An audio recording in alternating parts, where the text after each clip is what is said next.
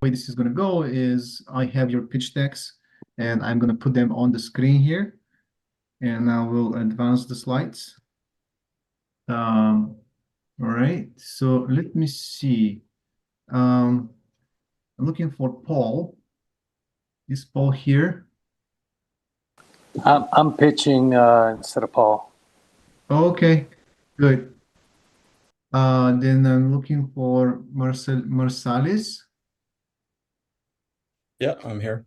Hi, everyone. Okay, good. Andre? Yeah, I'm here. I'm patiently signing robot. Nice. Fellow Quebecer. I like this. Nice to meet you. I'm from Montreal, but that's beside the point. Looking for John Wen. I'm speaking for. Yes, Owen, our COO, is going to present. Okay. Okay. Thank you. And Will Schmall. All right, cool. And David Wu, David Wu.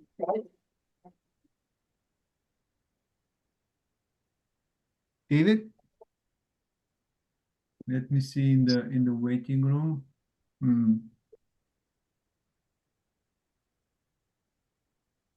Okay.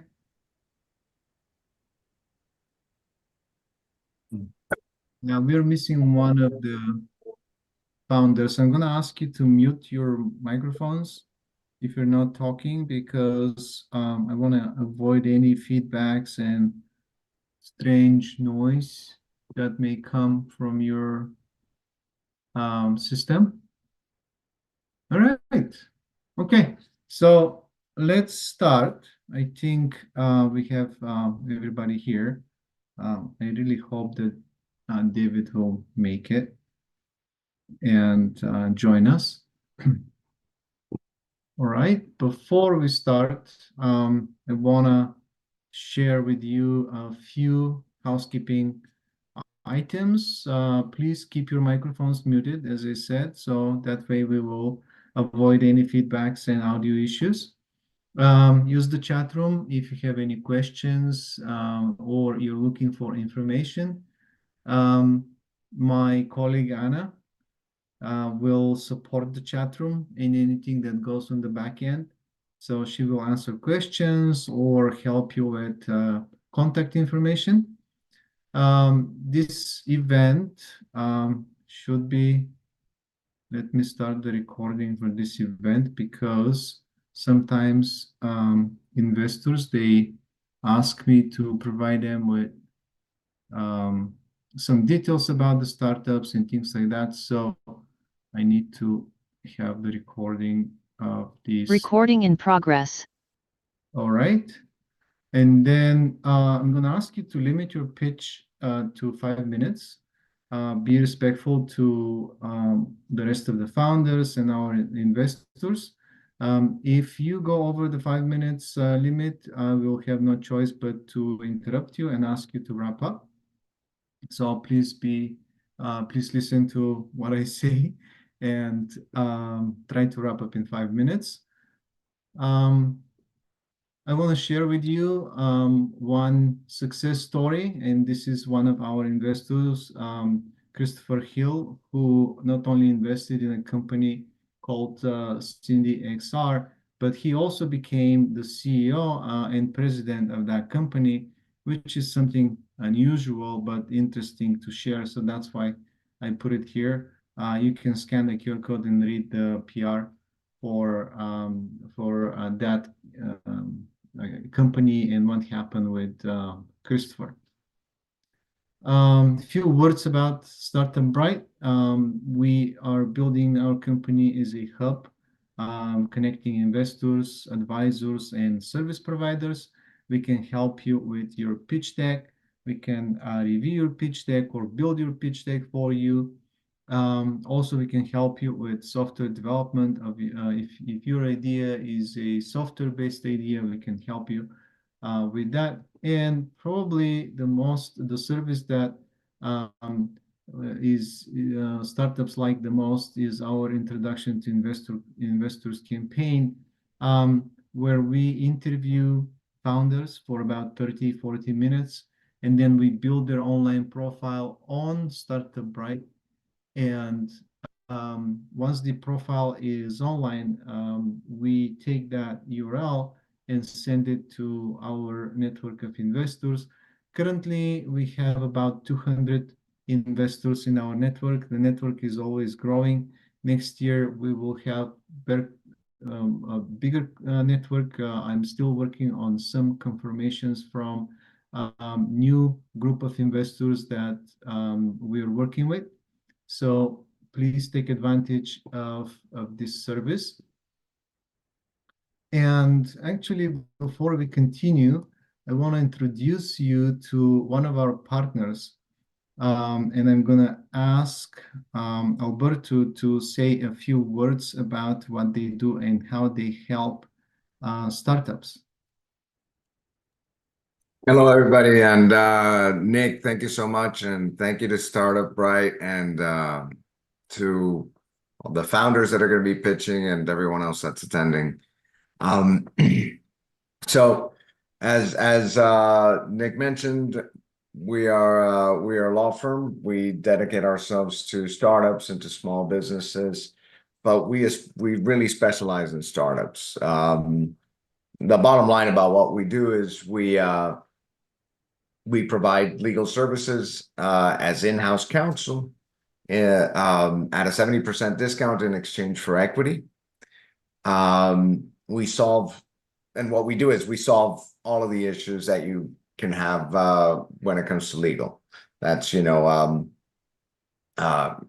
conflicts, external conflicts. We save you on the cash. And most importantly, we connect you with investors as well, and that's why we partner with StartupBrite.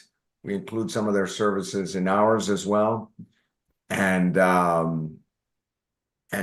we negotiate for you. We negotiate for you on your behalf with investors, with procurement, with partners, and you have someone reviewing your contracts, all of these things. So, well, if you're interested in these things, need someone on your side to help you, we'll help you address the top 4 reasons 95% of the startups fail, which include, running out of cash or failing to raise capital, and all of the other regulatory and legal challenges, which include, setting up your cap table correctly, your corporate structure, making sure that everything is ready for when due diligence occurs with an investor. You can make sure that they have no reason to say no. So thank you all very much. Once again, Nick, thank you so much for bringing me in, and thank you so much, and good luck to all the founders and everyone else. Thanks a lot. Thanks, Alberto. And yeah, if you need more information about Scale Up and Alberto's services, please contact me, or I'm going to put in the chat room Alberto's email, so you can use that email to contact him directly and talk to him about your needs and understand how he can help you. All right, so about the event, as I mentioned, you will have 5 minutes to pitch. That will be followed by another 5 minutes for a Q&A session with our investors. When all presentations are finished, we will open breakout rooms. You will have additional 15-20 minutes to talk one-on-one with the investors. So each of the founders will have his or her own room, and investors will be going in and out of rooms. So you will sit in the room and kind of wait for an investor to come in and talk to you. So be ready with your pitch deck and to answer questions to our investors. Our next event is going to be on December 28th. You can scan the QR code or go to this URL here and book your ticket if you want to pitch or just join us at that event. Our investor panel tonight. We have Christopher Hill, an angel investor, DC Potter from Tech Coast Angels, Dr. Jack Torobin from Com Sciences, Bert Habucha from Atlas Capital, and Charles Payne, angel investor. I'm not really sure that Christopher made it tonight. I don't see Christopher in the list of participants, but I hope that he will be able to join us, maybe with some delay. We will see how that goes. I don't see Bert. Is Bert on? 1 second. Anna, do you see Bert? 1 second, I'm answering questions in the chat. Just a second, please. I actually can't see the attendees. Am I a co-host? Yeah. You are. I don't see Bert either, but I just texted him and I No. didn't respond. So Not here. Okay. he may join us partway through. As I said, he's got his office. He has certain dietary needs that he needs to be eating at a certain hour. So I don't know if he's in his office or if he's on his way back home so that he can join us. So we'll see what happens. All right. So I hope that Bert will make it tonight too. All right. We have 6 startups tonight. Paul Sarapi will be presenting eSipo. Marsalis Backford will present New Me. Andrei Mushirenkov will present Sunny.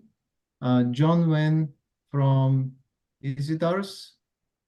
Will Schmal will present House Mother, and David Hu will present Bio Rejuvenate.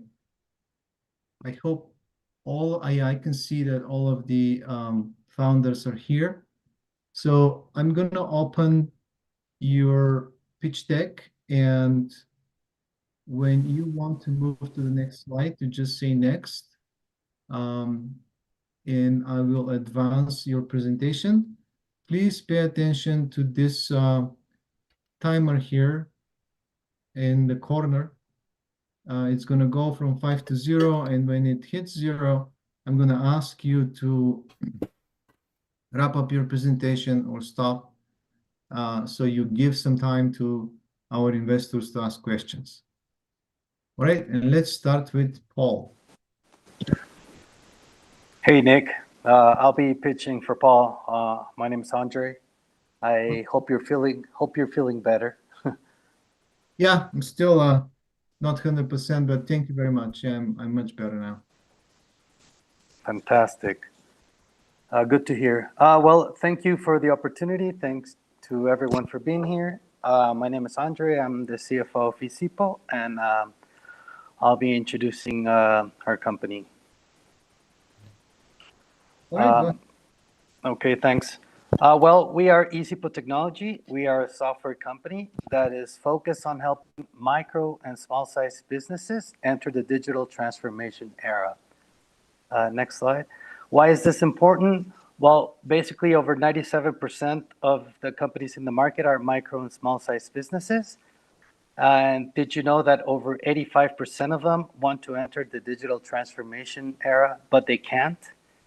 The main reason is because the current solutions in the market are actually setting up barriers of entry, which won't allow micro and small-sized businesses to engage in conversations with them.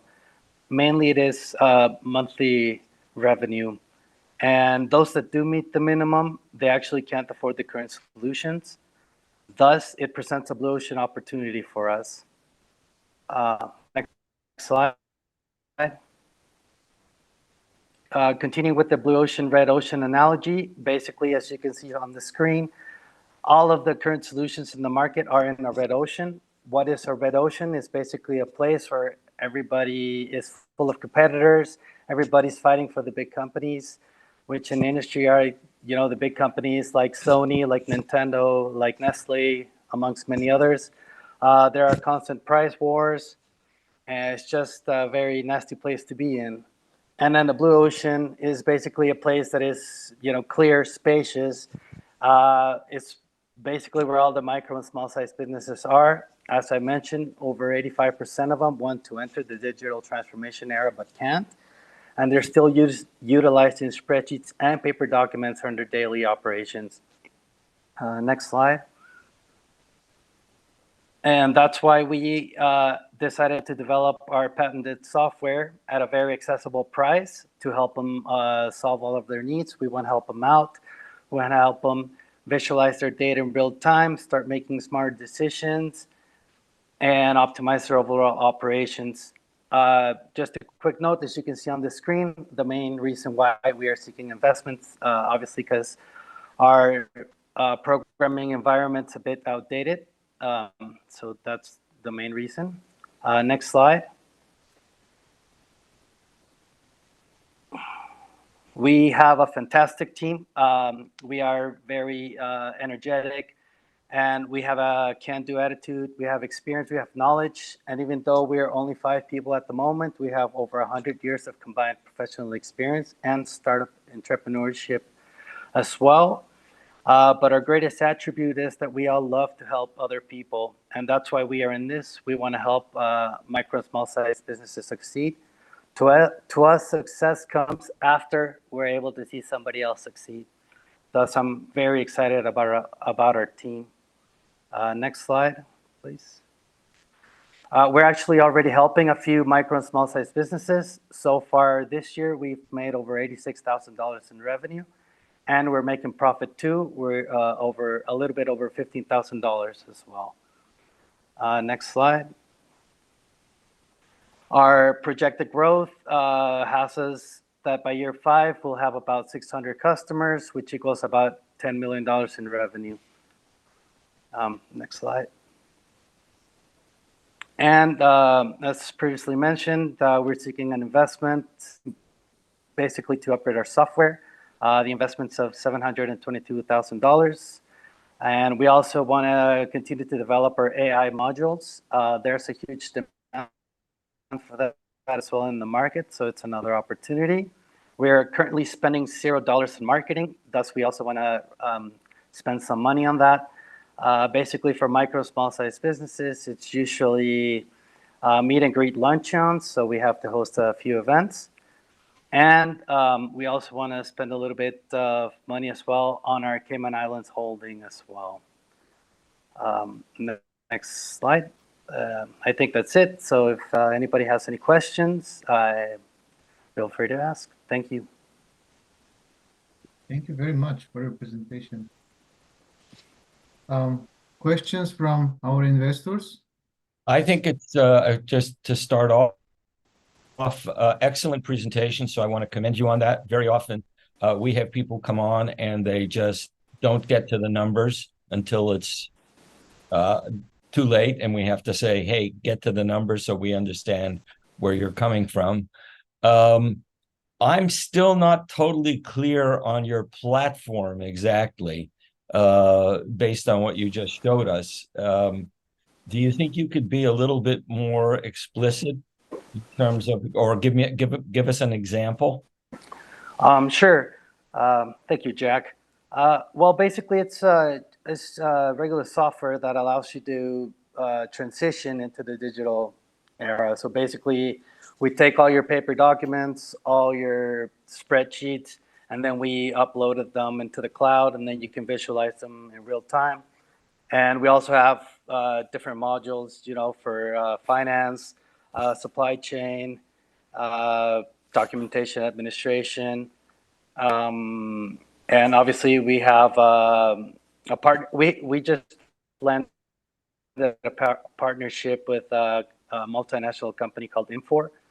So we have warehousing and transportation as well. So basically that's the overall overview of the software. Okay, thanks. I think I have a better idea of what you're doing. So someone gets on and basically you've got a fee structure for all of these different things, I'm supposing. and then based on that, they decide which components of what you're offering are things that they actually need, and that's how you work out your arrangement with them. Am I correct? Yes, that is correct. Basically, we have like the basic package, which is just basically taking all of your information and making it digital. And then we have a more advanced package where it's basically if you want to specify a certain sector of your business, then we can help you out with that too. Okay. Where are you based? We are based in Texas, but we also have an office in Mexico. Oh, okay. That's why I was looking at the Mexican number and wondering, no, why Mexico? One of our advisors is in Mexico, and he has a huge office, so it's a little bit cost effective for us. And some of our customers are also in Mexico. There's actually a huge demand down there as well. So we've been targeting Mexico, and especially now with the nearshoring tendency coming up, we want to take advantage of that too. Right. Well, I would love to see your deck. If you could email it to me, my email address is in the chat. And if we get a chance in the breakout, I'd like to talk more about it, because I definitely think that there's certainly synergy between what we do and what the other folks do, what we do and what you do. So I'd like to do that. And Nick, we didn't get a chance to introduce the investors, but I don't know if that's something you didn't want to do this time or what. Yeah, we can do it after the presentations. Okay. After this presentation, we have 6 startups, so we can do that quickly after this. Okay. Well, anyway, I'm very impressed. You did this very quickly, and I don't know where my friend DC is, but I'm here. Oh, there you are. So I'm waiting for my chance to ask questions. Don't worry. Okay, you go ahead. In the meantime, I'm going to promote your book. Okay, thank you. Yeah, so thanks, Andres. I guess my main question is, okay, so you're raising $723,000. As an investor, how do I make money? What's the model here? Well, basically, we've made all the numbers. We could actually, according to the forecast, we could actually make 10 times your money by year 5. So. Well, I see you making 10 times your money. How do I get 10 times my money back? Yeah, basically, no, I'm mentioning you would be making your money as well. Okay, but you're making revenues, you're putting the money into growth. Usually for startup, the way it works, not always, but the usual model for venture capital is that the company will be acquired or do an IPO or something like that, and then the investors get their stock is then bought by the new company for 10 times, 50 times, 100 times what they put in. I'm not seeing that model for you, so I'm trying to figure out how's this work. So are we getting dividends, or is there an exit strategy? All right. Yeah. So I put in let's say I put in $1 million. How do I get my $10 million back? I get it now. Sorry. Yes, initially you'd be getting dividends, but there is a big possibility that would probably be acquired by another player in the market.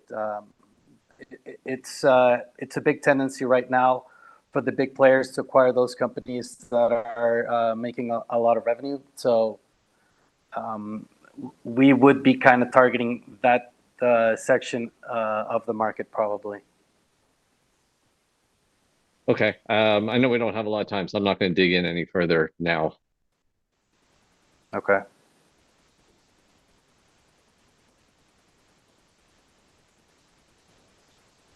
All right. Any other questions for Andres? Well, the question I didn't ask was the question that DC asked, so I don't need that answer. But our company has worked with major corporations like Nintendo and Sony and so forth, and they all have investment arms, and they're always looking for the latest thing. How do you see yourself fitting into that? For example, I have one group developing a VR headset, VR software for architects. And I took them to Sony, and I took them to Meta and so forth. And they're, well, anyway, I won't get into the long story about it, but it was they're willing to put money into companies like this as well. Where's your, basically, where's your advantage?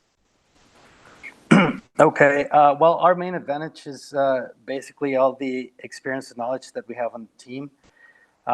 We actually do have a multinational as one of our clients. They're Lindt Chocolates.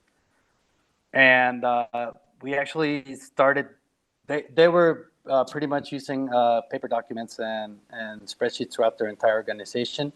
So the first phase was basically getting them to digital. And then obviously it's a huge multinational, so they have a lot of branches. They have a lot of areas as well in the business. So with our expertise, we are slowly moving them first to digital, and then the second phase is to start integrating AI technology. So basically they can start making smart decisions. They've given us targeting their supply chain first. So we're going to start optimizing their transportation, their fleet, basically driver safety, taking route optimization. And we're also going to start looking at their spend as well. So kind of helping them do some cost savings as well. Excellent. Thank you. Thank you very much. We need to move on. And before we go to our next presenter with Numi, let's give our investors a minute or so to present themselves. So let's start with DC Poulter. Hi, everyone. DC Poulter in Los Angeles. I started off as a energy engineer, ended up in the IT space with over 25 years doing startups, had some successful exits, became an angel investor, and now I'm on the executive committee of Tech Coast Angels, which is 400 angel investors in the Los Angeles area. I'm also with another organization called Chemical Angels, which is a nationwide group that focuses on innovation in the chemistry and materials space. Spend about half my day doing that, and the other half of my day working on writing, some of it about articles about things that startups need to know, and the other half working on fiction stories. So Jack already pointed out, but I have a book called To Kill the Unicorn, which is a novel about a Silicon Valley startup that is possibly hiding some critical details about their technology from their users. So look forward to hearing all your pitches. Thank you, DC. Dr. Jack Torben. Hi, I'm Jack Torben. I am CEO of a company called ComSciences. We've been around over 30 years. We've worked with most of the major Fortune 500 companies, especially in the tech space. We helped launch video games with Nintendo, eventually with Sega, eventually with Sony, Microsoft. So we have our hands deep into those large companies, and we have investor relationships around the globe, including the Middle East, like Saudi Arabia and the UAE. And we used to have an office in Dubai. Actually, we don't have it anymore. We started off mostly as a marketing consulting company, doing market research, doing market strategy, and so forth. And so what we bring to you is a few different things. One of them is making sure your deck is really sharp and communicates properly. Secondly, making sure that your numbers and your account, your overall financials look right and capture what's there. Making sure that you do have a market for what you're doing and how big it is.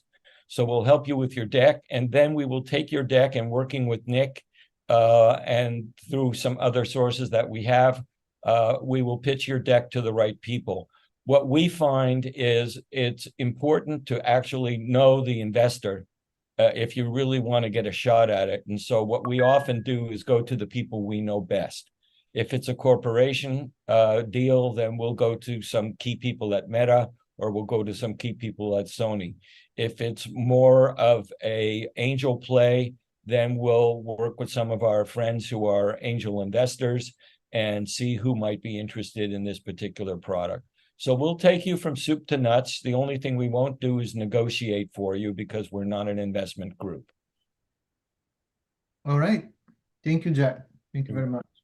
And I'm going to ask Charles Payne to also introduce himself. Hi, so Charles Payne. So my background's in finance, and I went from finance to a CISO CTO at an investment group. I work at Neptune Media, so you will find me traveling all over, attending some various summits. So needless to say, we invest in anything that's legal in the country in which we invest in, but it's typically, I focus a lot on technology and other IT and IP. So we invest in a lot of stuff that has IP. So that's where I personally focus at as an angel investor. But that said, we don't have any exclusions to what we invest in. We've invested in some unique things. So that said, I will turn it back over to you, Nick. Thank you very much, Charles. All right, moving on. And let's hear New Me. All right. Okay, can everyone hear me? Yes. Okay, perfect. Yeah, thanks for having me here today. Thanks, Nick, Andreas, great job. Best of luck to you in the future. So my name is Marcel Speckford. I'm originally from California, but I live in Quebec City now, Canada. And I'm co-founder and CEO of NewMe. So NewMe is a premium AI app that is your companion during the hair transplant journey. We believe our app will create a new industry standard for customer care and the first hair restoration ecosystem in the world. You can do next. Okay, so if we look at the current situation in the industry, it is tough for both clients and clinics. Clients are searching the internet for advice due to late responses and an absence of elite customer care from clinics. This creates low confidence and a lack of reassurance during the hair transplant journey. For doctors and clinics, they are overwhelmed with time-consuming, repetitive administrative tasks, which takes time away from performing more surgeries and providing elite customer care. Next slide. So NewMe will disrupt and elevate the hair transplant industry by providing bespoke service for clients with the most advanced AI and machine learning technology. This will result in timely medical advice and realistic expectations. With our AI, clients will have their level of hair loss analyzed and assessed right away. For doctors and clinics, they will benefit from streamlining of tasks and AI assistance for enhancing their clients' customer care. Our advanced medical report will let them know right away if a client is a good candidate for a hair transplant. This will lead to efficient and quick client consultations, resulting in better overall client satisfaction and lead to more revenue. So we did an analysis, and our findings show us that NewMe will save clinics on average 4 hours of daily administrative tasks and on average $140,000 a year in expenses. So by 2028, the industry will save 70 million US dollars by using the NewMe app. Next slide. So NewMe is streamlining the consultation process with AI. Here are a few screenshots of our MVP. On the business portal, doctors and clinics will receive client pre-op profiles and AI analyst photos of the client's current stage of hair loss. On the client portal, NewMe guides clients through their hair restoration journey with quick pre-screening medical questions, photo analysis, and their current stage of hair loss, plus tailored advice at each stage. This will be a sleek, user-friendly for all. Next slide. So in terms of the competition, there's not much out there. NewMe is the first end-to-end app for the hair transplant journey for clients and clinics. Other competitors use AI for calculating hair costs or creating some photos. You can go to the next slide. This is a promising solution in a market with tremendous opportunity. So can you imagine a multi-billion-dollar industry focused on enhancing the lives of people, that there are no current solutions that bridge the expectation gaps between clients and clinics? The current market is valued at $9.6 billion today and will grow to over 30 billion by 2030. Just last year, over 3.4 million transplants took place globally. So in our first 2 years, we aim on partnering with 25 clinics. So that's at least 4,500 clients during our MVP and trial stage. In year 3, with the full Numi app, we aim on partnering with 100 clinics and 18,000 plus clients. This would bring an expected revenue of 5.5 million. In the US alone, there's over 5,000 hair transplant clinics. So imagine the return on investment, and half of these clinics were using Numi, the massive potential there. So the industry and even medical tourism will be positively impacted. Next page. Today, we're asking for $500,000 to build a full Numi app, to launch it, to grow it in all hair transplant markets. We'll start with the B2B model, working with the clinics, charging a transaction fee for each operation. Then work in a B2C model to open the app to anyone looking for a hair transplant, charging them a monthly or a yearly fee. Next. Here are some photos of my journey. My experience was great, but it was a tough journey. An app like Numi could have gave me much needed reassurance during each stage. And I'm truly passionate about it because I want to help individuals like myself and the doctors who perform these surgeries. Next page, please. Our team includes myself as CEO, and we have a finance and innovation expert, an AI machine learning expert, and a top-tier hair transplant doctor who has connections to over 100 transplant doctors around the world. So thank you for having us today. We look forward to working with you, and talk soon. Thank you very much for your presentation. Thank you. I have a ton of questions, but DC, do you want to start off? Thanks, Jack. I know you have a million questions. I always have a million questions too. So let me just ask one or two, and then you can jump in. I'm particularly Appreciate that. interested in this group. Okay. Yeah. So Marcellus, great job on the presentation. I get what you're doing. Makes total sense. I also appreciate your reasonableness in what you're projecting for your revenue. I see pitch after pitch after pitch saying we're going to have $100 million in revenue in 5 years. So the 5.5 is refreshing and realistic. But it does bring up the question of the same question I asked Andreas. So how much? So you're raising 500K. What's the terms on that, and how does an investor get 10 times, 50 times his investment back in a reasonable amount of time? Right. So definitely dividends in the beginning. There is an exit plan. We believe it will be bought out by a big player somewhere in the market. It could be someone like Expedia, who manages travel, medical tourism, maybe even Amazon, because there's people that they get medical deliveries of their medication. So, partnering with them possibly to have items for their pre and post-op delivered to them, plus the medical expenses or the medication. This is something that we're thinking about. There's a lot of people that we're kind of aiming towards to be bought out in the end. So dividends and then exit strategy. And what's the deal terms?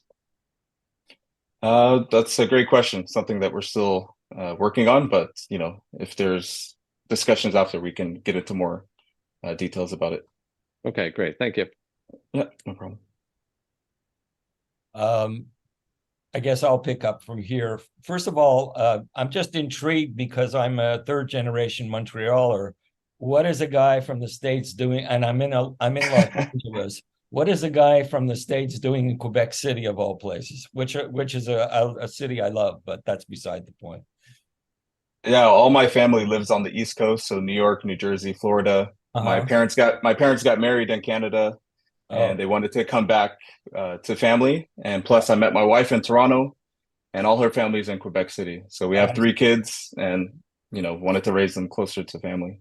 Well, Quebec City is a great city. A lot of people don't realize it. And I've had the pleasure of spending a lot of time in Quebec City, and I'm in Montreal Oh, probably every few months to see my mom, who's elderly and is in an institution in Montreal right now.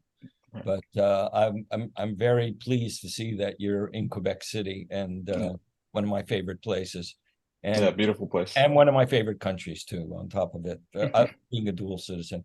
Here are some questions about what you've got. I love your product. I think that I have a whole bunch of ideas that would grow this faster than the ones you mentioned. We are actually working with a company that started in Beverly Hills, is now in Dallas as well, that does hair removal. So just the opposite. They do electrolysis, thermolysis. And we have a varied team. Our team are not just people in marketing and so forth and communications, but we also have a very senior engineer on our team, Alex, and Alex has had to redesign the machine that they were building for hair removal. So I've been through that whole process. And we're in the process right now of building the first prototypes of it.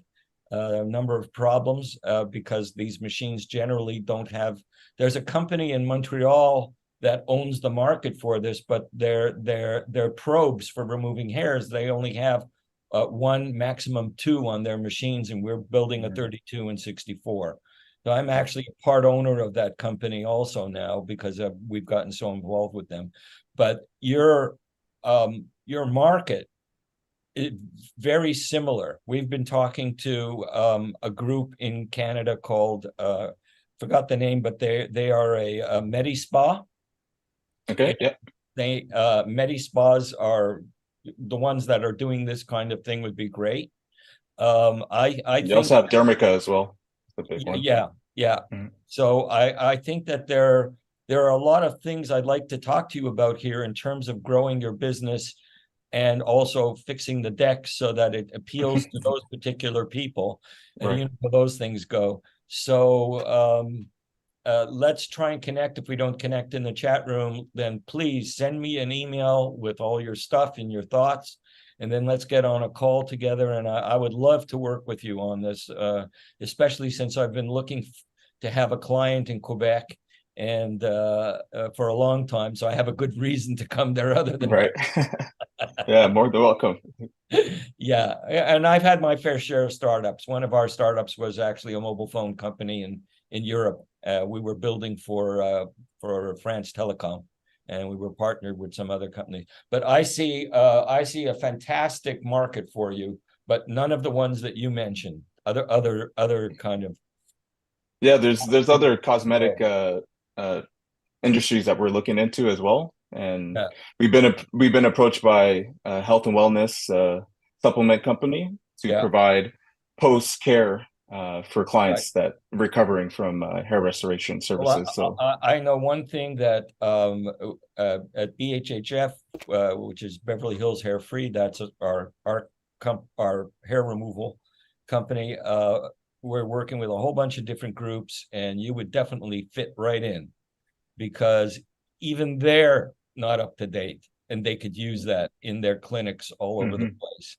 And the CEO of the company is very, very well known in the hair industry. So we definitely should talk about this and see what we can. Sounds great.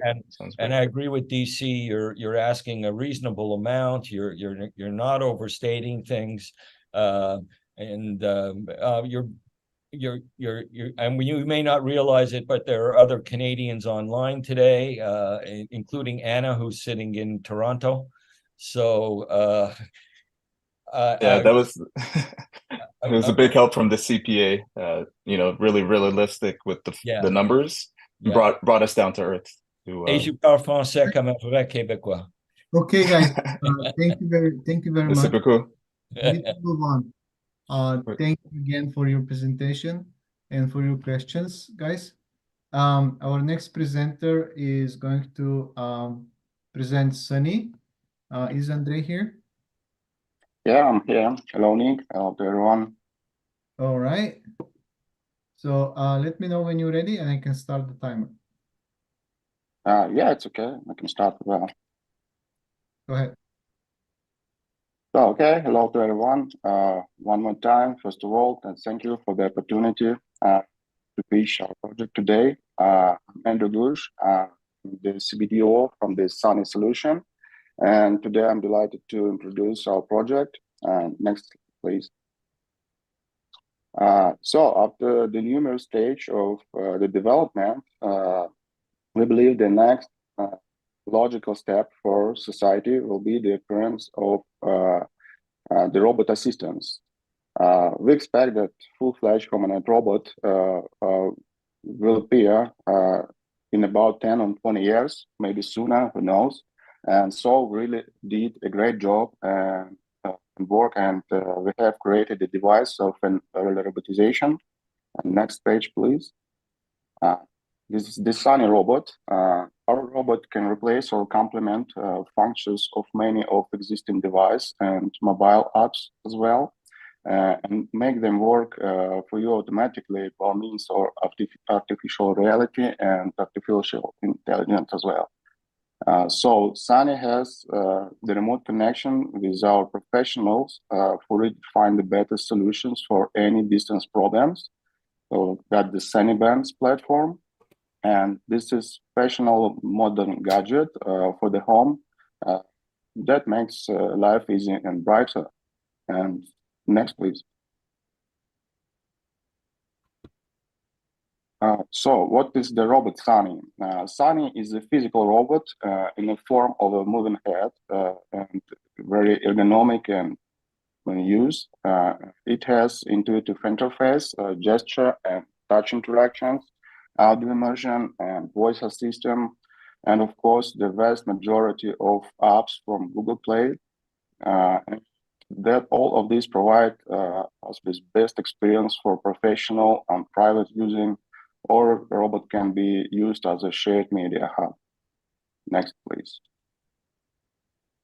The robot Sunny is a client side of common ecosystem presented by the Sunny robot itself, our mobile app and cloud platform. And also we've got the SunnyBrite platform, which can enrich the user experience with help of live experts that have to solve problems with your own hands through a robot via the remote connection. So, and next, please.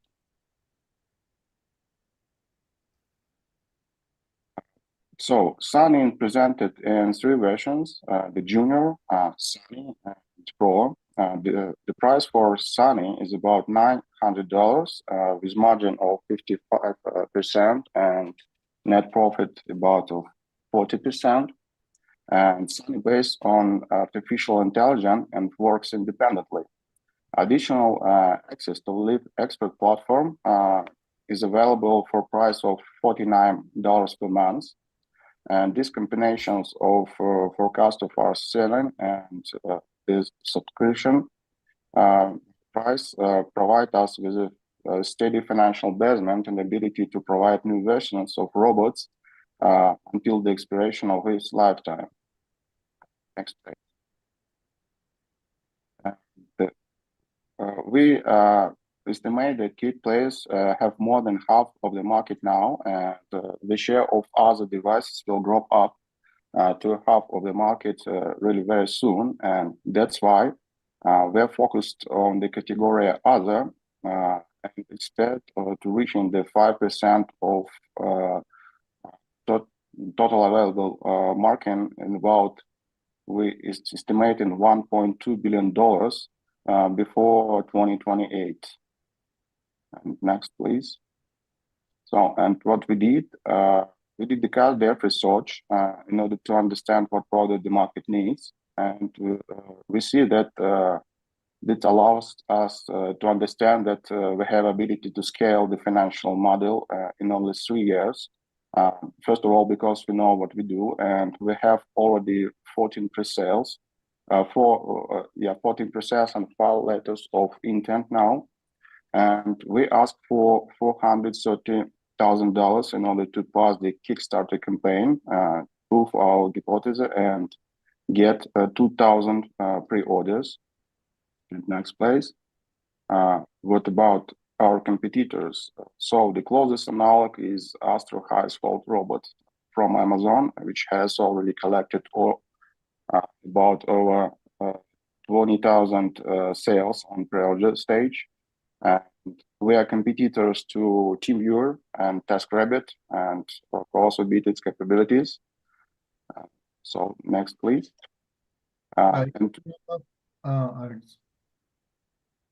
Okay, what about our team?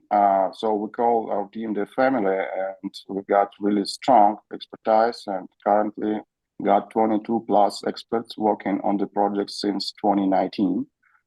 We have already designed and created significant amount of devices and programs. Some of them are certified and patented. And the last one page, please. Now we have a working prototype and currently hiring the robot operators for our platform, Sunnyband. And we need $400,000 for PR campaign and start the mass production. So thank you for the attention. Thank you, Andrew. Questions for Andrew? Can I ask exactly what the robot does and what's different from other robots that are out there already? Okay, Andrew, I think it will be better if our founder to answer the questions, because you know from the technical side, and I will cover the question for the financial side. Hello, everyone. Yes, our robot better than our competitors. At first, it's the price. We have a plan to sell it around $1,000 for this device. And our competitors with the same functionality most expensive than we are. And our robot, it is not only robot. This whole ecosystem for real assistant and real help to our customers. We provide not only physical device. This is and app and Sunnyband as people who ready to help our customers solve their real problems. It is not a toy. Can you be more specific? Like, can it change a light bulb for me? Can it install a light? Can it fix my car? Can it carry groceries? Yeah. What can it do? Okay, for example, about your car.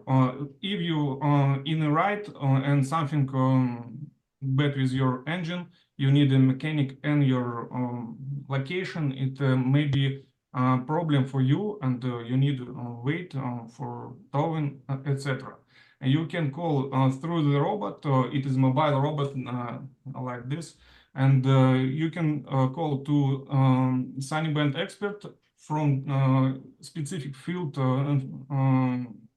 mechanics, and he connect through the robot and can interact with you, point with laser pointer, and see what you on your place, and assist you to fix the problem, do some diagnostic, and say you what you need to do to fix your car.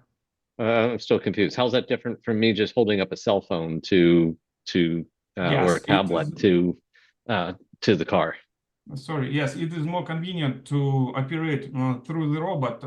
When you use your phone, you should turn and zoom it. It is more complicated, long time, and not so convenient way to mechanic. When mechanic can connect through the robot, he can connect by Bluetooth or onboard diagnostic to your car and see on your hood and help you to solve the problem. It is faster and better. And you pay only flat price to all field of assistance by subscription. Okay, I'll leave it there so that other people can ask their questions. Thank you. I'll go next here. You're looking at, first of all, I'm very, very, very experienced working with electronics and consumer electronics over the years. I've worked with most of the major corporations. That's how we started CompSciences, actually. Nintendo was our first client. We've worked in robotics as well. why is it that you want to? And I was head of strategy at one of the world's largest PR firms, where I managed all their market research as well as putting things together on the PR side.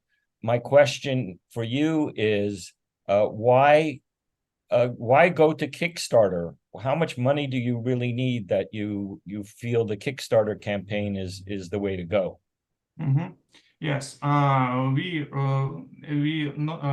think $400,000 enough for prepare success Kickstarter campaign with our partners who provide services to pass successfully. And this amount for start. After start on Kickstarter, we collect 2,000 pre-orders, and this money, around $2 million, enough for us to do serial model and start our production and send it to early adopters. So how much would it be in total? Do you need to go to mass manufacturing on this? Okay, Andrew, can you help? Guys, okay. Out of time, I would suggest to leave this kind of question and details for the chat room.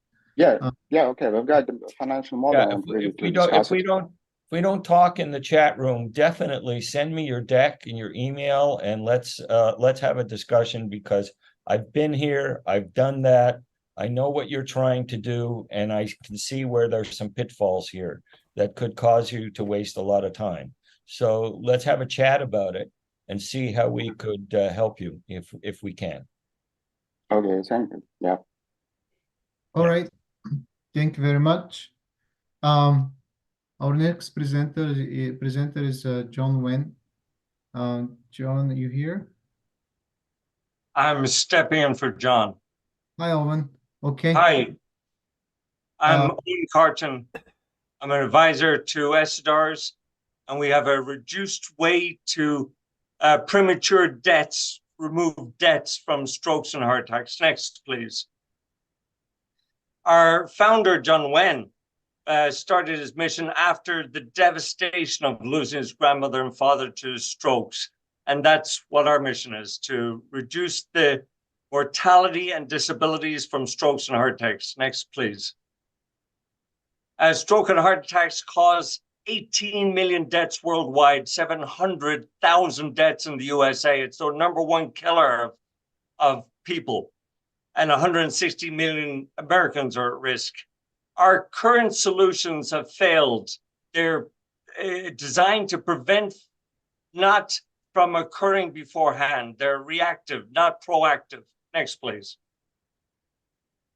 SDRs is an AI-powered service platform and teleclinic at home. We have comprehensive diagnostic tools, mobile app, emergency response devices, and AI platform. Next, please. It is an in-home solution for telecare, as Uber is a taxi solution. It's not a single device like your Apple Watch is, or a magic equipment of any sort. Next, please. This isn't working, but SDR's products and services come up here. Next, please. We have a great team, 20 years in prevention, 10 years in cardiovascular research, 2 IPOs.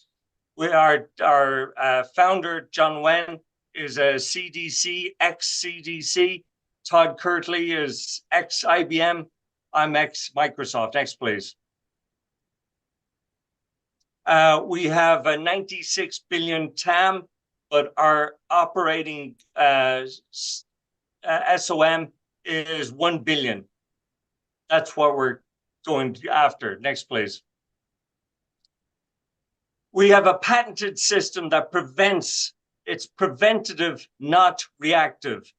It's preventative, prevents the incidents from occurring, and if they do occur, to timely access to ER staff, not reactive. Next, please.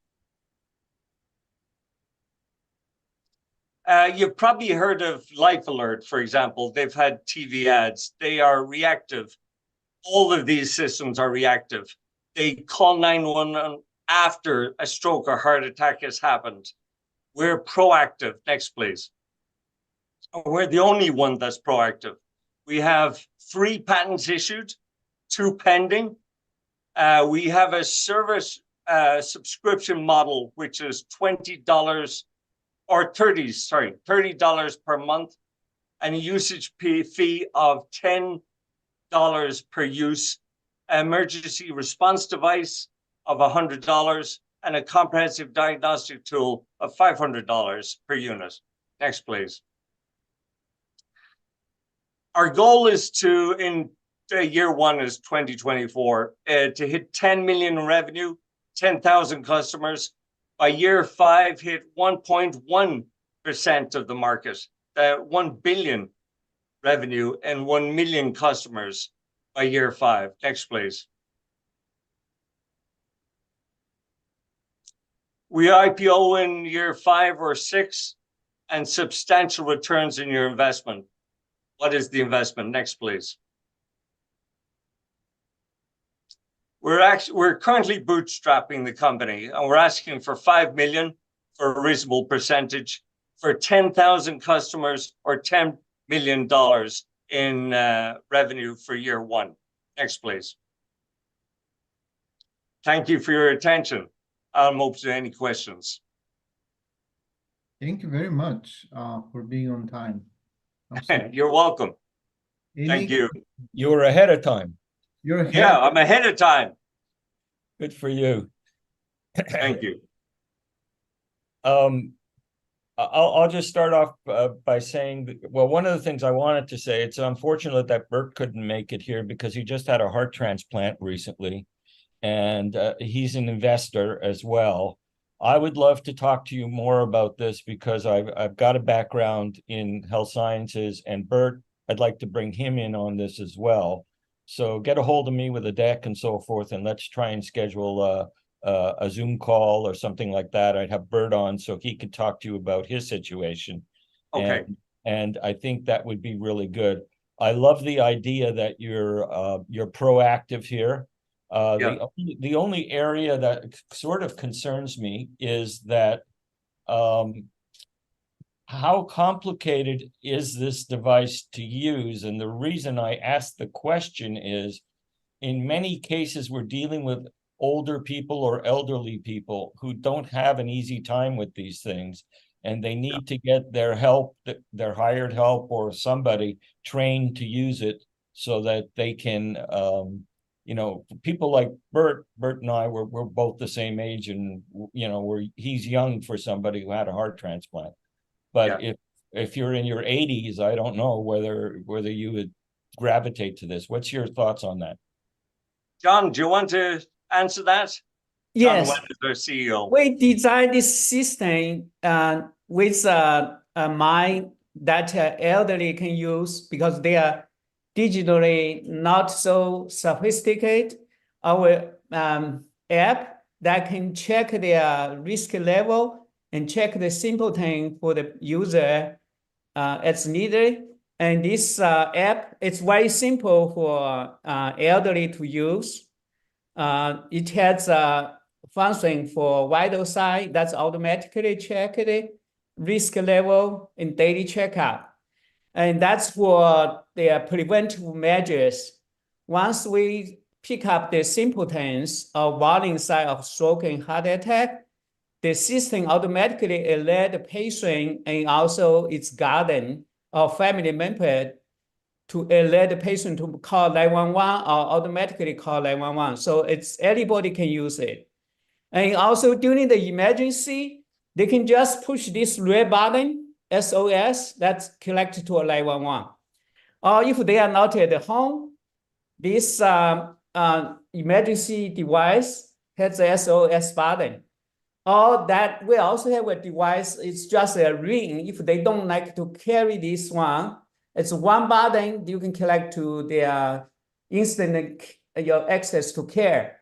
The emergency doctor will be online. Yeah, so it's very simple. That's a very big issue for elderly people, especially their dexterity is often impaired. I know that I've gone through a lot with my mother in terms of using a mobile phone from her hospital, and we had to buy her a special phone that would pick up pictures and so forth. So this is actually not an app, it's an actual device, correct? Actually, it's a whole system. It has an app. You can use the app. If the young people, they don't, like 45 years old people, they don't want to carry this emergency response. Right. This one is designed, just one button. You call, and also you can call family member. You call your +1 is family member 1, +2 family member 2.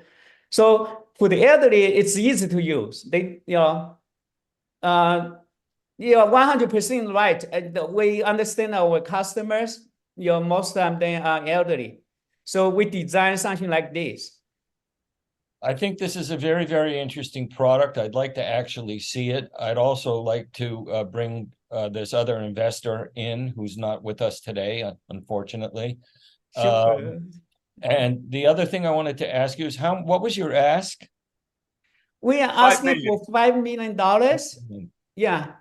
A question for you, and then I'll stop. Is are you averse to having money from overseas?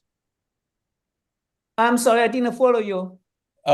We have very good connections to some groups that would invest in you, but they're located overseas in the Middle East. One is in Saudi Arabia and one is in Dubai. That will be great. We have a plan actually overseas. In China, the market is even larger than US. Also Middle East, if we can get into the Middle East and even Europe, that would be great. The UAE has a part of Dubai is sectioned off as what's called Health City. And it's for development of all of these kinds of products. And there are a lot of investors there, and we're directly connected to the Saudi Sovereign Fund. This is something they would be very interested in as well. So that would be great. Yeah, I will send you the pitch deck and also the executive summary. Okay. I took up too much time here. I don't know if Charles wanted to say anything. I feel bad. I should shut up, really.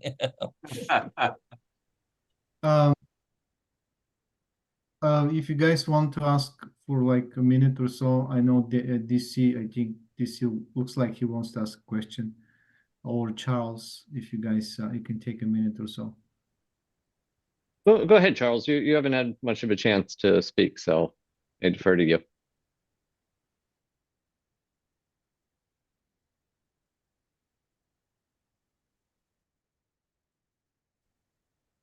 All right. Thank you very much, Charles. All right. Before we move to our next presenter, I want you guys to put a small advertising here. We are organizing, whoever is in LA is welcome to join us. We are organizing this networking event for founders, investors, and connectors. This is going to happen in an Italian restaurant in downtown LA on the 19th. We scheduled that for 7 p.m. Please go ahead. If you're interested, let me know, connect with me for more details or information, or you can go to luma.ma/StartupBrite and reserve your ticket. We only have, I think, 20 seats or less. So if you're interested, please go ahead and contact me quickly or go ahead and get your ticket. This is in-person Italian restaurant, having fun, talking about startups, meeting other founders and investors. No pitching. I just want to say that this is not a pitching event. This is more of a fun event. Save my ticket. I'll get on there shortly. All right, moving on. Our next presenter is Will, and he will present House Mother. Hello, everyone. I'm going to just put my information in the chat for you, as well as the extended version of this deck for you. My name is Will Schmall. I'm a three-time founder. I've been at large corporations as well as startups. And this project that I've been working on is kind of dear to my heart because I'm solving my own problem for once as a founder, because a lot of founders work on projects that just aren't, their problem, their industry problems. But HouseMother is an AI-powered app for seamless on-trip execution and risk mitigation for travel and stays. What this means is that we're an app that co-pilots the journey for trips and stays or co-living in order to facilitate a better sharing experience through social elements, as well as protecting them along the way. Next slide.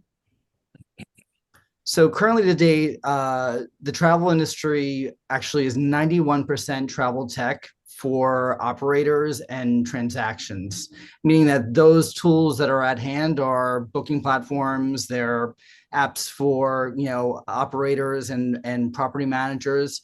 Only 9% of the current landscape of technology is for travelers, and only 3% of that 9 is actually for on trip, and that's like Splitwise and tools like that. So, and they're all singular tools. There's nothing holistic for a traveler or a renter to manage their stay or their trip. Next slide. This is a huge industry gap that is existing right now, that once you book your reservation somewhere, you basically are, you get your reservation number and you're set to go to organize with your friends and family. How are you going to organize your trip or your journey? Where you're going to communicate, how you're going to handle expenses, all these things that are that come up that cause travel problems. Right. So trip interruption is one thing when it's caused by actual travel itself or transportation. But there's other elements here that, come up into play that actually ruin relationships and also become a second job for travelers and just ruin trips. Next slide. Our solution is an all-one AI and ML powered co-pilot for stays, co-living, and travel. Next slide. What we do is we provide a suite of tools which enable users to log in, and there's always one person in a group, either family or friends, that is a planner. So that's our target person, and then they invite the other people to the app in order to organize their travel and their stay and everything that goes on during that. And what we do then is that we next slide, we add into the mix a layer of AI and ML, and that's targeted towards looking at all data from the past, present, and future, or live while their travelers are actually going, based on the actual destination and the time frame they're going. So a perfect easy use case would be a family traveling to a location. We would then provide them with, if we knew 2 days before they're going that the weather is going to be changing, we would use AI and ML to actually look at the Airbnb listing if they were going to stay there, see if the amenities had any games listed since it's going to rain now, and notify the families, being the parents, saying, well, we know that you have kids in your party. There's nothing in the pictures that are actually identified in the listing, as well as the amenities. And would you like to order games or science packages from these local businesses, right, that can have them delivered to the property for when you're there arriving? That's a simple use case. And there's other ways that we're going to mitigate risk and rewards, we call them, which enable us to make an experience better.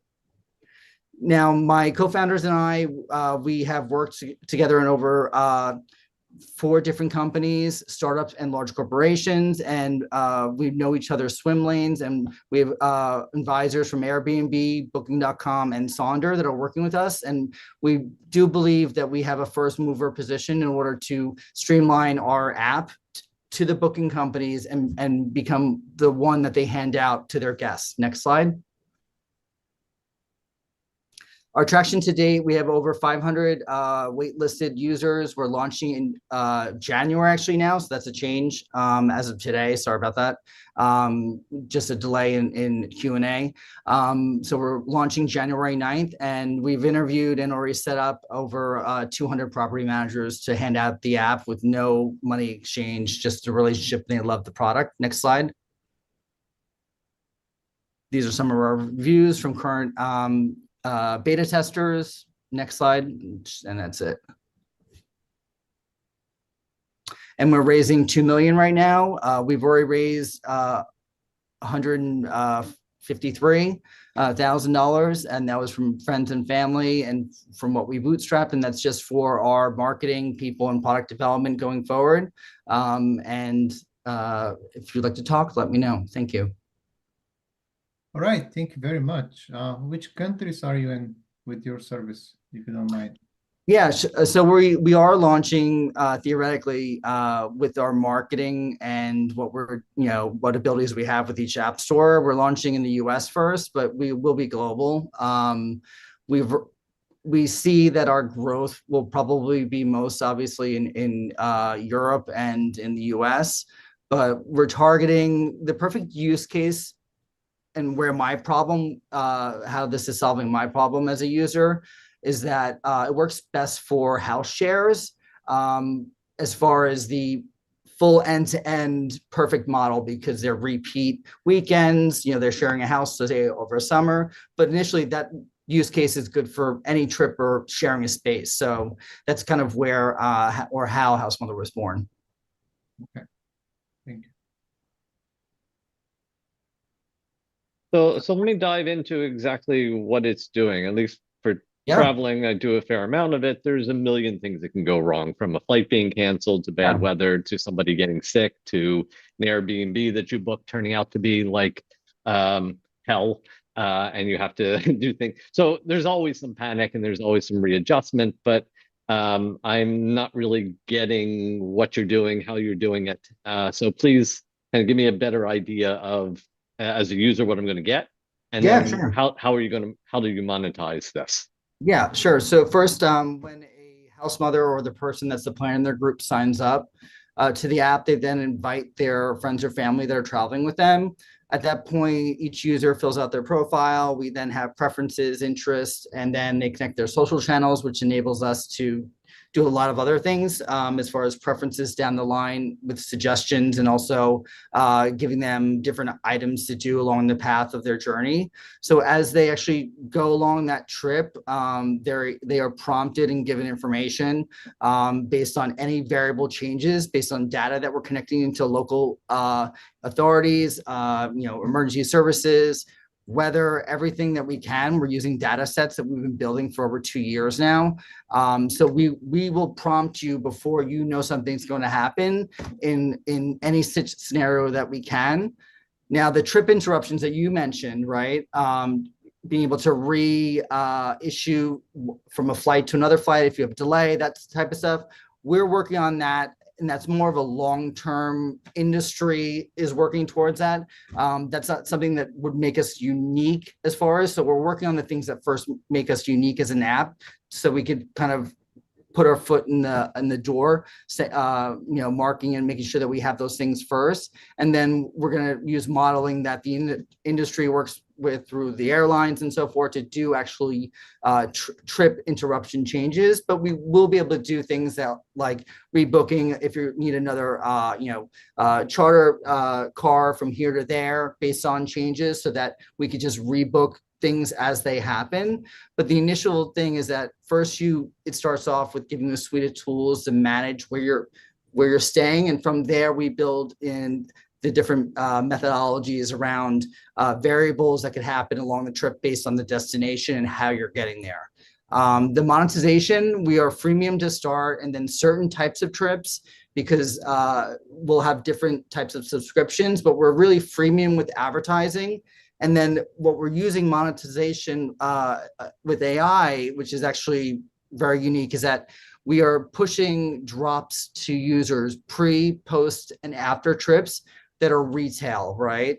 So we are basically taking, say if there's a group of girls going to the Hamptons for the weekend, prior to their trip, enough time to send the items. We are working with local either fashion designers or retail products that they might want for their trip so that we could sell them those items and we make rev shares off that. So that's kind of our that will be a big revenue model for us, as well as that enables for booking platforms that kind of have lost this revenue opportunity to come in and possibly sponsor to sell more in that avenue also, additional rentals or additional vacations after the fact, as well as for places that people actually go and visit within a town.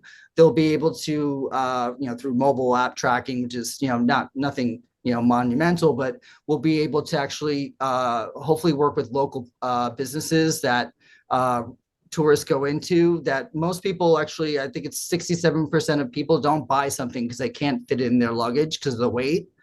So now we actually have a fix for that, where if we know they went to a store and we had that business owner working with us, we could actually then remarket them after the fact to actually get them those products if they want to buy those souvenirs that they missed out on. So that's another way that we're monetizing with the app. And then the last thing I'll say is that long-term monetization or exit strategy is we have already have advisors from all the booking companies that are sitting on our board, and we're planning on hopefully being able to work with them directly through a B2B partnership and actually have them either white label our solution for each of their needs. So Airbnb would have their version of House Mother and Booking.com and so forth, and that's our last stage of how we build the business. All right, great, thank you. Yeah, no problem. All right, thank you very much. We are out of time, so I'm going to move to David Hu. Give me 1 second to open David's pitch deck and reset the timer here. All right, so hi David, you ready to pitch? David, you're muted.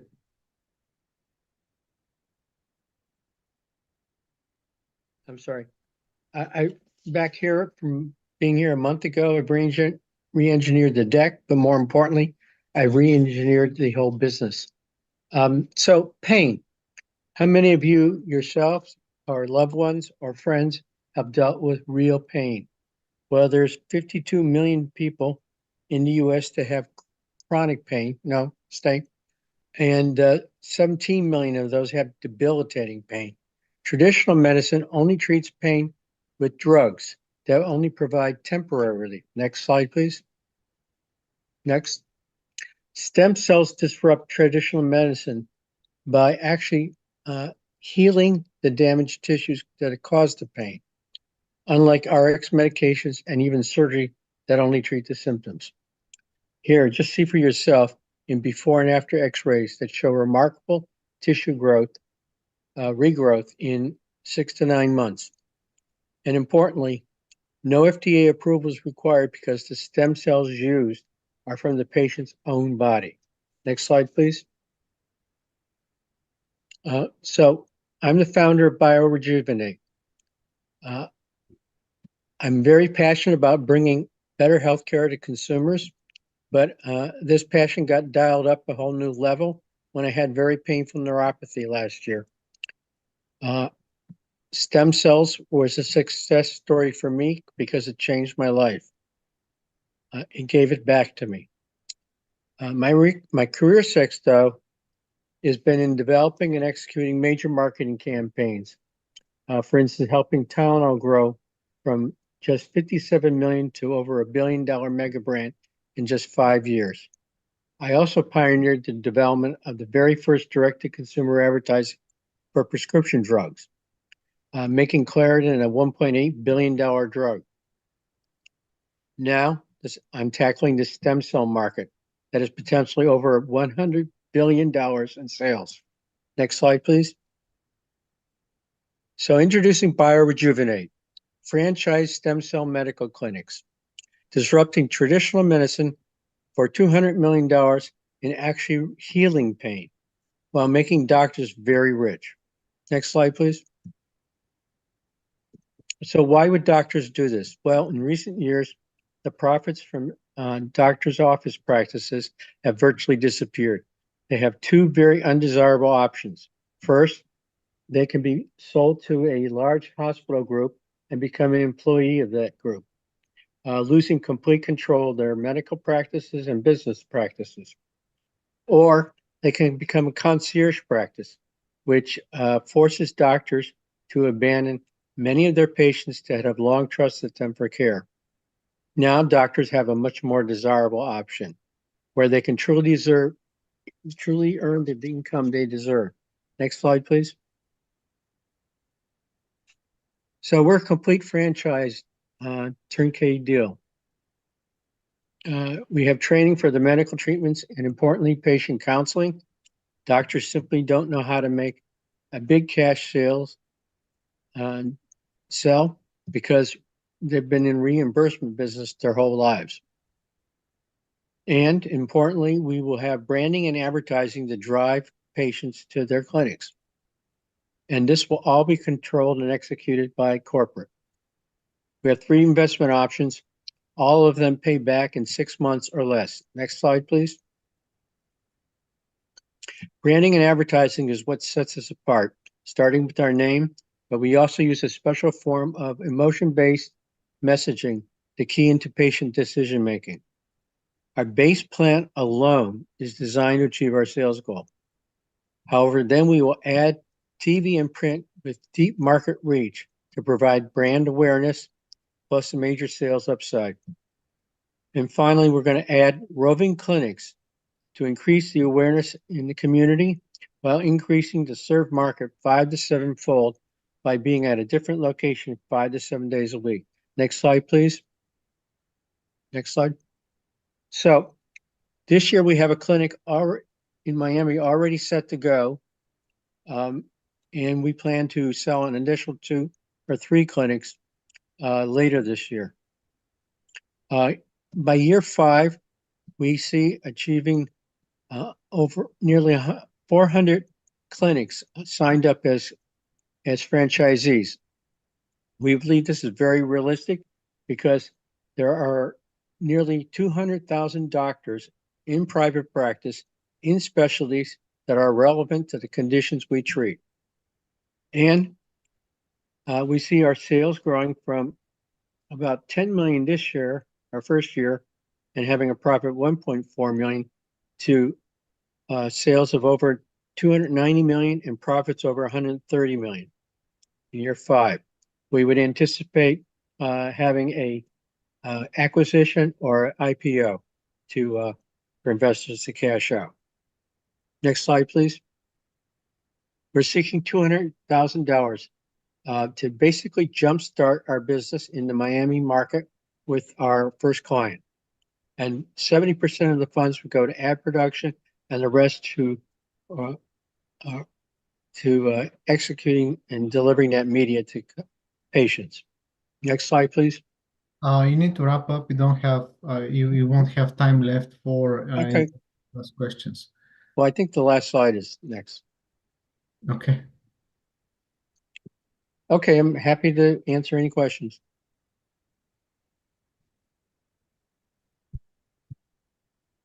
All right, questions from our investors. Why do you need to raise any money? Why not just sign up some clinics or get the doctors to invest in you if you need a little bit more?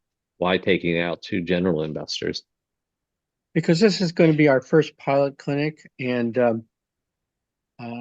it's to obviate that need for them to immediately.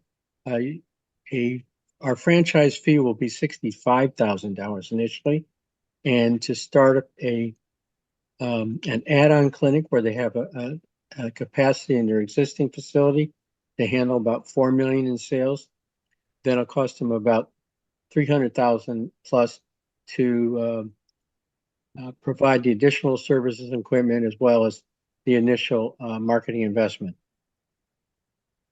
So it's really to jumpstart our very first clinic that we have signed up It's really a joint venture. We've saved over $1 million in about 6 months in starting up by collaborating with the clinic in Miami, where they provide the facility and staffing, and we provide the advertising and marketing.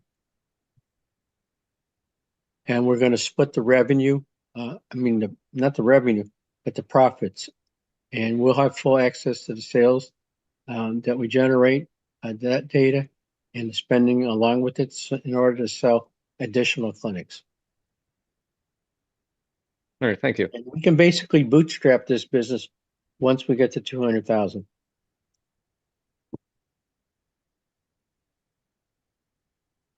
Other people have questions? Ben? Well, I wanted to give Charles a chance in case he wants to. Otherwise, I've got my comments.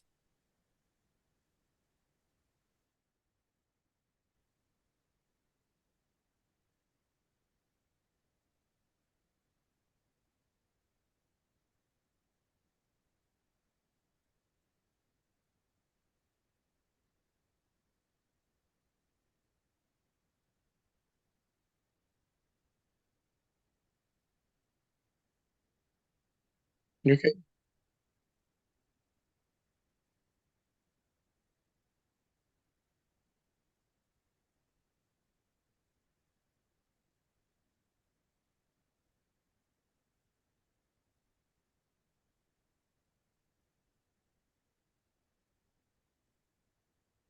Well, the doctors that I'm working with right now in Miami have basically a walk-in reimbursement business. And so they have about 3 million in sales and in less than $1 million in profits. And so they're not having a problem getting business. Where I've had my neuropathy treated, there are people of all income and education levels. They basically come in, believe this is their solution to their problem because traditional medicine doesn't address it at all, neuropathy, for example. And they don't even bother shopping around a $10,000 treatment plan. It's amazing. I've probably 20 patients that I've met at the clinic where I've gone to treat, never shopped it around. It's basically, do you want to have your golden years where you can walk and not be afraid of falling and using a walker, or have your life back and with your grandchildren and your friends in your retirement days? Same with people. So it doesn't take a terribly progressive person. They're in pain.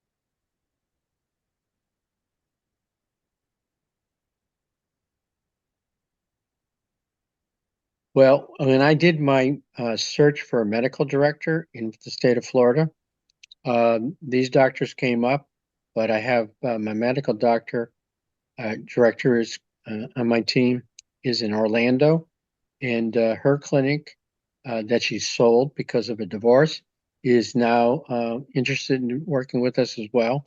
I'm just trying to get one clinic going before I start adding another 2 or 3. Right. Can I ask one question, Nick?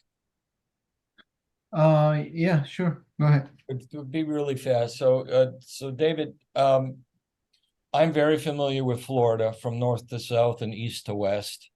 I know Miami pretty well and the Broward County area and everything else. I tend to agree with what Charles was saying. I have friends who are doctors in Florida. But I will say, and I'm working right now on a franchise a plan for a company that's in sort of on the sidelines of medical practice. And I won't get into the details of it, but we already have a going office, and we realized that one of the things we needed to do was to franchising would be probably the best way for us to grow this business, and that involves also training people to use the equipment that's involved here and so forth. So I think there are a number of ways to look at growing this business, and franchising certainly is one of them. And if you've already got a model out there that you can show people, that's half the battle in a sense. That's our goal. Yeah.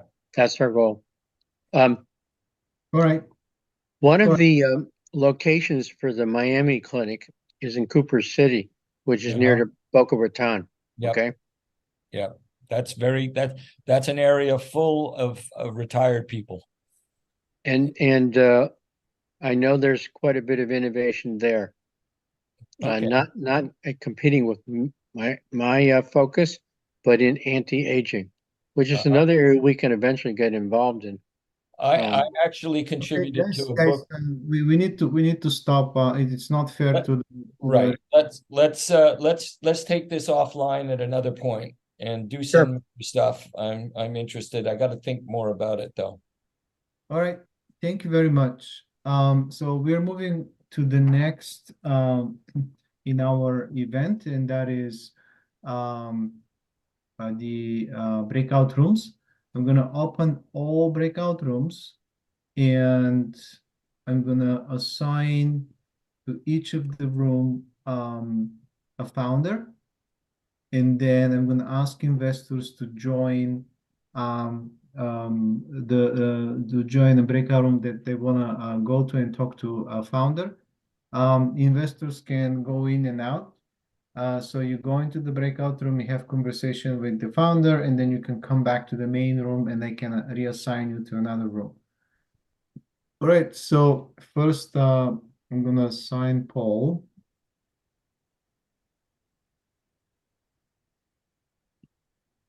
Who pitched Isipo? Yeah, I did. So that's gonna be Andreas. All right, so assigning you to Isipo. All right, you will see invitation on the screen, just accept it. Numi, who pitched Numi?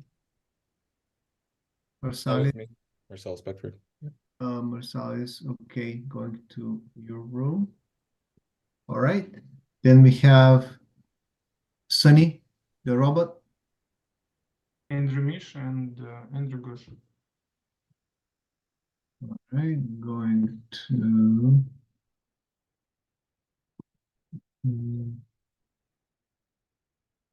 okay. Then we have John Wen. And Owen Carton. If you can put us both in the room, that would be great. Essidars.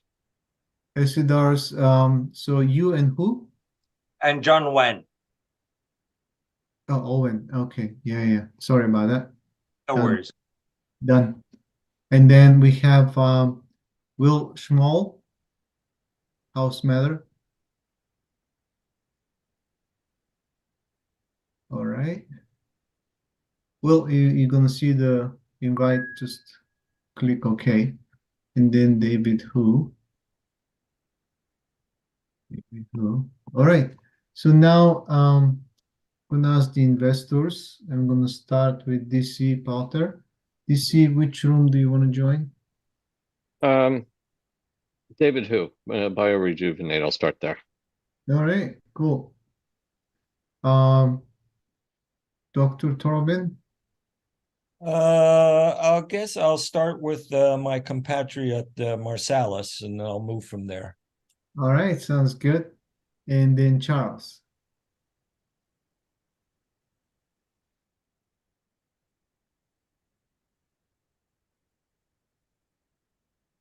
You want to talk to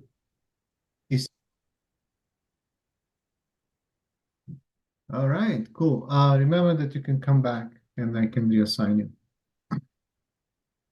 David, you need to accept the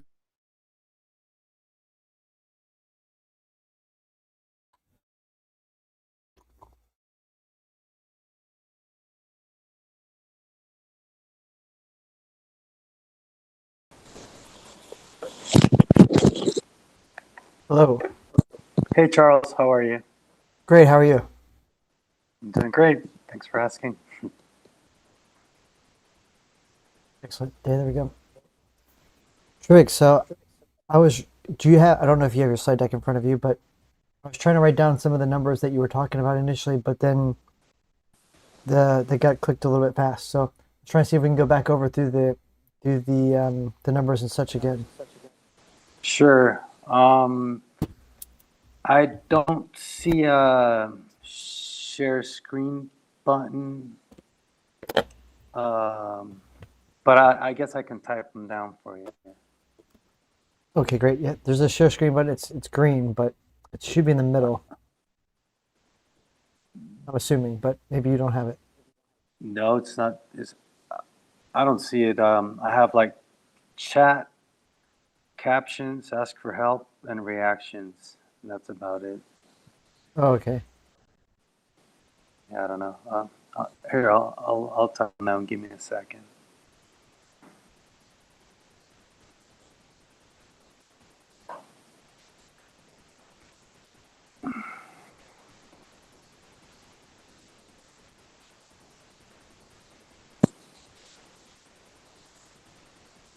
You don't have to worry about typing them. If you just want to tell them to me again, I'll just write them down. Okay. So I got them now. But, all right. Okay. So our revenue for this year is 86,921. Profit is 15,307. Our expected growth by year 5 is 9.5 mil. Okay. And we're seeking investment of 722,330.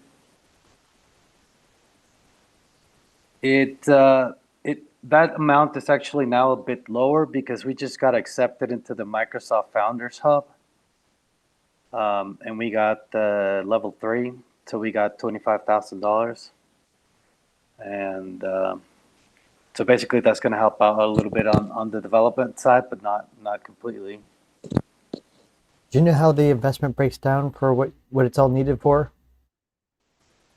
Yes, over 50% is for the system upgrade. We're basically using an AS400 server at the moment with a Lanza environment, so it's pretty outdated. We're still using a black screen with green letters. Our main developer has a great connection with Lanza and Connectra, so that's why we developed in that kind of environment.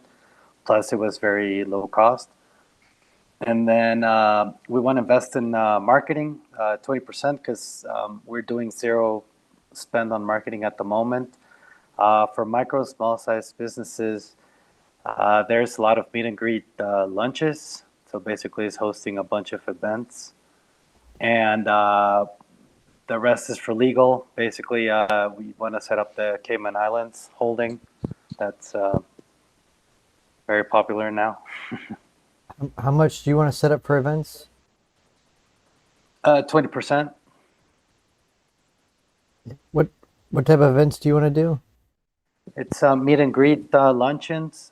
Basically, we meet a lot of companies, and they just come sit down through a presentation, and we treat them lunch. Yep. I mean, we host corporate events globally. Our next big one's in Hawaii. Oh. So we host an investment summit at the back end, but we do AI, fintech, and cybersecurity for the first 3 days. The last day and a half is the investment summit. So I'm very familiar with the events. Between all our groups, we probably hold 1,000 different events and webinars and lunch and learns and dinners and gatherings and summits and blah, blah, blah a year. Oh, wow. I spent the last, what is this, December? So I spent the last So I left my house in September and I got back in December. Wow, that's a lot of travel. Lots of events too. So I'll fly from Florida to California to New York City in the same couple days. You know, red eye to red eye to red eye. And that's what it is. So I'm quite familiar with the event space. It's one of the fun things that we get to do. But I'm just curious to see, because you know, it's $15,000, I guess, roughly of what you're expecting to spend on the events. I'm just curious to, I mean, that's like maybe 1 or 2, 3 events, depending on what type of lunch that you're going to do, and who's your targeted demographic. Yeah, but, well, basically we're planning on doing just around Texas at the moment. Obviously, we can revert a little bit more towards doing a little bit cross country, but we were focusing on Texas, and we also have a team in Mexico. So we were obviously it's a little bit cheaper down there to host the events. So it is, yeah. I mean, I just came from Austin. I just got back this morning. Oh, nice. Yeah, I'm not sure which part of. I'm not sure. I think you're in Denver, maybe. You remember which part of? No, I'm in Houston. Houston, okay. I was in Houston a couple months ago, or not, a couple weeks ago. I was there for the API conference, the oil and gas. Lots of oil and gas conferences here. Yeah, and then I was in Denver for the JP Morgan Chase Summit. And then I was just in Austin for the Cybersecurity Summit. Fun times. The Yeah, they are fun times. Who's your targeted demographic? Micro, small-sized businesses, basically. 97% of the market. You know, I don't know if you got in late to the presentation, but over 85% of them want to enter the digital transformation era, but they can't because all the current solutions in the market are setting up a barrier of entry, which is basically you need to have a minimum monthly revenue or else they won't even talk to you. And those that are able to enter that target market, they can't afford the solutions. So there's a big opportunity there. So when you're doing digital transformation, I mean, I did digital transformation at KPMG. I mean, oh, yeah? Right there, there you go. I mean, you know, I came from, and before that I was at Deloitte, so I mean, like I came there, I've done crazy stuff, but I'm curious to know, how's your solution cheaper or give you the opportunity to do that? Like what do you do from that perspective? Like what is your cost of entry? Well, usually the market price varies around $6,000 per month, and ours is set around 1,200. So we're quite low compared to the average of the market. Now, our cost is very low. We're only paying 2 developers right now part time, which is about $3,000. They're both in Mexico, so I mean that's why some of our team is down there because obviously salaries are quite low. And our only other big expense is just the hosting. But you know, now that we got the Microsoft Hub, that will probably go pretty low because we got 25,000 in credit, so we can pretty much do the hosting once we switch over to the Microsoft servers. Yeah, the hosting for Microsoft's great, but yeah, I mean, it's better than Connectra, at least. So it's an improvement from where we're at the moment. Yeah, I've never heard of Connectra. That might be why. But yes.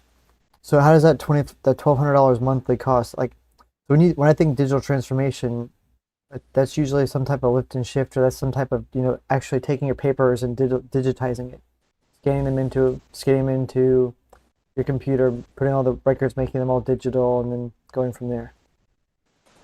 Yes, exactly.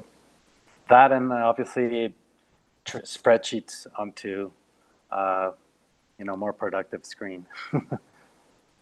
Right. So how do you take someone's files for a doctor's office, for example, that would fit into that that business segment that you're looking for, or a dentist or something, who has the budget, who has the need, but then those are all HIPAA compliant, or they're all protected under HIPAA, PCI DSS, depending on if the credit card information or payment information in there. So I'm curious to know, how do you actually process those other than doing it on site at the customer's location? At least for, let's say, 60% of our customers, it's been on site. But the other 40%, which are the ones that are international, so Mexico, they've actually just allowed us to go to the site, pick up their documents, and just bring them over to our offices. And we just digitize from there. What kind of customers that you have that do that now? What's your customer demographic that lets you do that? I would assume no doctor's office will let you do that, or law or legal office. The ones that let us take their documents to our facilities. Yes. It's mostly trucking companies. And then we got the water pipe company, and we have a warehousing company as well. So I guess logistics and distribution in a way, and water bottles. Okay, I mean, that makes sense. And then our biggest customers, Lindt chocolates, the multinational. But that was obviously at their facility. Right. Yeah, that might be an expensive thing to carry over the courier, but yeah. All right, well, that makes sense. I'm just trying to figure out like where else that would be beneficial, but okay. All right, so and that's that $1,200 monthly cost. Is that how much you're going to charge the customers to actually do the digitization of the transfer information for the documents? We're about $2,000 a month. All right. Is it just $2,000 monthly until it's done, or how does that work? Yes, $2,000 until well, it's actually sort of included into the monthly subscription. So we do a yearly contract. So you could say it's 24,000. So you sell it per year. Yep. 24,000 per year, and that includes you doing the digitization for free, the digital transformation for free. Exactly. Is that on site and mail in, or is that either one or the other? How does that work? Yeah, since the ones that have been on the mailing side have been in Mexico, then the courier cost is quite low. So we've been including it. At least on the U.S. side, we haven't gotten anyone that's sent their documents to us. So. Well, I mean, I would fathom not, but you never know. I mean, personally, I wouldn't do it, but you never know. Yeah, but I mean, obviously, we get somebody. We'll figure out just how much, documents they're going to send us, and then we'll see if we can include it, absorb the cost, and if not, then we'll see if we can add a premium somewhere. How much does it cost you for your employees to actually do the digitization?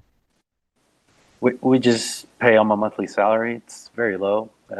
It's $1,000 a month. Mexico. Thank you. I mean, I lived in Mexico for a little while, so I mean, I'm familiar. Yeah, and now because of the nearshoring, we're getting a lot of opportunity as well, because a lot of companies are, Yeah, absolutely. All right, well, that makes sense. How much does that cost you if you do it overseas, or if you do it in the U.S.? What's the salary for the people that do it stateside? A little bit higher. Well, since we'd have to have two people, it'd be about $10,000 a month. Monthly? Yeah, $10,000 monthly. So it's a big gap. And that's for two people? Yeah, it's 2 people who do the entire work. So I guess it's in your benefit to get that done as quickly as possible then. If it's going to cost you $10,000 a month, because you're going to lose what? Yeah. $8,000 that month if you take a whole month. Yeah, it's obviously if we take longer, then cost goes up, obviously. How do you set your And then in pricing? Mexico, how do you bill? We just went together with the costs, and then once we had the overall cost, we did a bit of a survey, just because small businesses usually have trouble investing in additional software or doing something else. So we did a survey with help up from the SBA, sorry, and we figured out that 2,000 was a great price to charge. Well, I don't disagree that $2,000 is a great price to charge. I just don't know if it's profitable. Is it all your customers get $2,000? Is everybody $2,000? Well, that's the basic package. Obviously, like Lindt Chocolates, once we digitized their documents, then they started moving forward with other processes. So obviously, we targeted their logistics. So with transportation, we went with the route optimization, and they also wanted to get some tracking on their input and output on shipments. So we started doing additional things for them. So obviously, that's a different side of things. But the basic package, which is just digitizing, that's $2,000 a month. If you want something else, then we sit down and then we figure it out. But yeah. Oh, that's quite affordable. I talked to probably a few thousand different executives that would be more than willing to pay the $2,000 a month. I just don't know how scalable that is. I mean, we can obviously discuss further things with you if you feel that we should switch our